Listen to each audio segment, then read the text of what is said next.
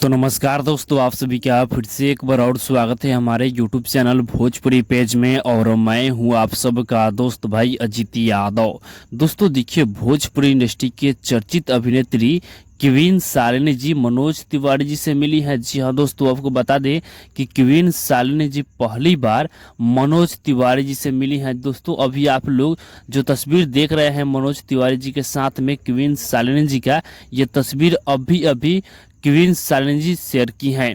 दोस्तों बता दें कि आज पटना में मनोज तिवारी जी आए थे और वहीं पर पटना में ही क्वीन शालिनी जी मनोज तिवारी जी से मिली हैं, जो कि आप लोग तस्वीरें देख सकते हैं कि कितना मनमोहक तस्वीर है। और दोस्तों इस तस्वीर को क्वीन शालिनी जी अपने फेसबुक पेज के माध्यम से शेयर की हैं। तो बाकी दोस्तों फिलहाल का ही अपडेट है, आप लोग इसके बारे में क्या कहना चाहते हैं कमेंट बॉक्स में बताइएगा। और इसी के साथ हम इस वीडियो को समाप्त करते हैं।